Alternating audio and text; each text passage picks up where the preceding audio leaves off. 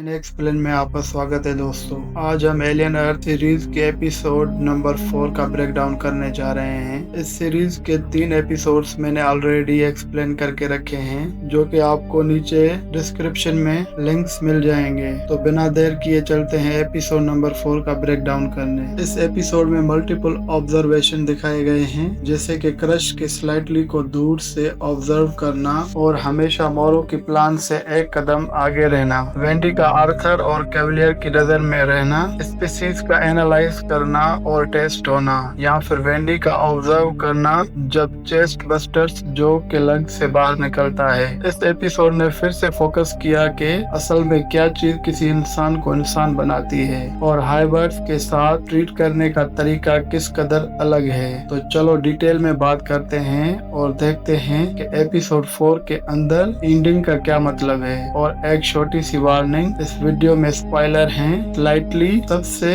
पहले स्लाइटली की बात करते हैं, क्योंकि इस एपिसोड में उसकी जर्नी सबसे ज्यादा इंटरेस्टिंग थी। मोरू उसे मैनिपुलेट कर रहा था कि वो एक जेनोमॉर्फ का एग ले आए ताकि उसे यूटानी को वापस दिया जा सके। मोरू ने उसे ऐसे बात की जैसे वो उसका दोस्त हो और उसे कन्विंस कर लिया। मुझे खास तौर पर मोरू और स्लाइटली का ड्रामेटिक इंटरेस्टिंग लगा। एक तरफ मोरू था जो स्लाइटली से बात कर रहा था जैसे वो एक बच्चा हो, एक फ्रेंडली और अथॉरिटी वाली फिगर, और ये अप्रोच उस पे काम कर गई। दूसरी तरफ क्रिश था जो उसे उसने सिंथेटिक बॉडी के हिसाब से एक एडल्ट की तरह ट्रीट कर रहा था, लेकिन वो अप्रोच उतनी इफेक्टिव नहीं थी। मोरू ने स्लाइटली की असली पहचान पे फोकस किया, उसका रियल नाम अरोज सिंह निकलवाया और उसकी फैमिली लोकेट कर ली। उसने इस चीज को लेवरेज बनाया और स्लाइटली को मजबूर किया कि वो अपने दोस्तों की बजाय दुश्मन की साइड ले। ये उसके पहले वाले डायलॉग के बिल्कुल अपोजिट था, जब उसने क्रश से कहा था कि वो दोस्तों के साथ खड़ा रहेगा। स्लाइटली को एक ह्यूमन को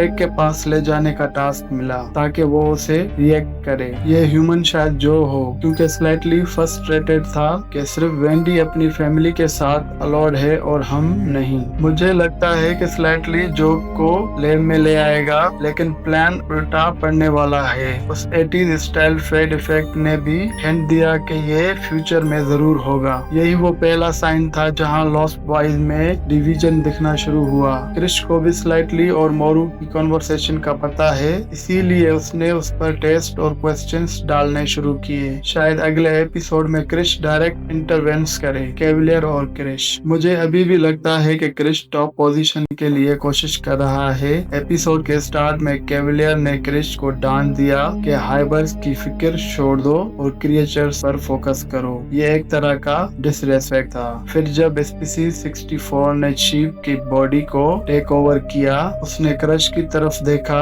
जैसे वो बॉस हो। कैवलियर ने जोर जबरदस्ती अपना इंटेंशन ग्रैब किया और सिग्नल दिया कि असल बॉस वो है। ये दोनों केज के अपोजिट साइड पर खड़े थे। कैवलियर का चेहरा उस वक्त पूरा गुस्सा दिखाता था जब क्रिएचर ने उसे इग्नोर किया। स्पीसीज 64 जो के आंख वाला ऑक्टोपस है, उसको एक्सट्रीमली इंटेलिजेंट कहा गया। वो 2 टांगों पर चलने की कोशिश कर रहा था और बाहर ग्लास के सामने सोच रहा था। कैवलियर का कहना था ये मेरा वर्ल्ड है और ये उसमें रहता है, जो रिफ्लेक्ट करता है कि वो सिख बच्चों के साथ भी यही कर रहा था, उनके माइंड्स को सिंथेटिक बॉडीज में डालकर। जब वेंडी की हेयरिंग लो की गई, कैवलियर ने सिल्विया से कहा तुम इसकी माँ नहीं हो, ये IT इशू है। ये दिखाता है कि वो हाइबर्स को ह्यूमन समझता ही नहीं, सिर्फ एक मशीन। इसी तरह से जोए ने जब कहा वो अभी भी इंसान है, तो जवाब आया नहीं, वो नहीं है। और जब उसने पूछा क्या तुमने मेरी बहन का कॉन्शियसनेस उस बॉडी में डाउनलोड किया, क्या वो वाकई मेरी बहन है, तो जवाब मिला ये तो अलग सवाल है।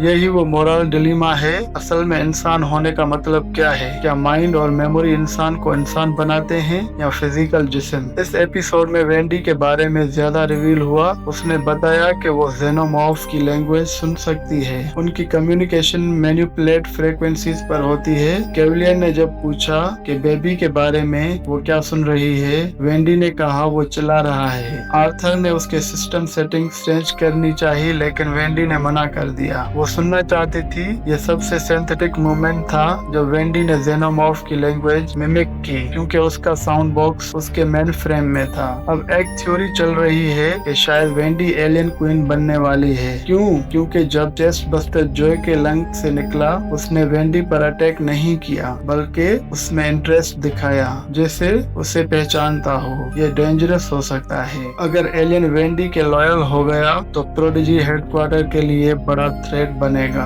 कर्ली की जेलसी भी नोट करने के लायक थी। उसने एडमिट किया कि वो फ्रीक्वेंसी सुन नहीं सकती। लॉस्ट बॉयज में डिवीजन तेज हो रहा है। एक और बड़ा थ्रेट निप्स थी। निप्स पिछले एपिसोड में उसने अपनी आइडेंटिटी पर क्वेश्चन उठाया था। इस बार उसने सिल्विया को बोला कि वो प्रेग्नेंट है, जो कि टेक्निकली मुमकिन नहीं। ऐसा लग रहा है कि उसकी सिंथेटिक बॉडी उसके माइंड को रिजेक्ट कर रही है। उसके अंदर एक इंटरनल कॉन्फ्लिक्ट है जिसका वो समझ नहीं पा रही। जब सिल्विया ने बायोलॉजी और उसकी बॉडी के बारे में बात की, निप्स वायलेंट हो गई और उसके गले पर हाथ रख लिया। निप्स की हॉस्पिटलिटी बढ़ रही थी। शायद PTSD जैसी हालत है उसकी, और वो अपने ट्रूमा के बारे में बात नहीं करना चाहती जो उसने शिप पर देखा था। अब उसे उसके रूम में लॉक कर दिया गया है, लेकिन उसकी रेज और बढ़ने वाली है। मुझे लगता है वो रफ हो गई है और प्रोडिजी हेडक्वार्टर के लिए उतनी ही डेंजरस होगी जितना जेनोमॉर्फ। मुझे ये एपिसोड सोल लगा।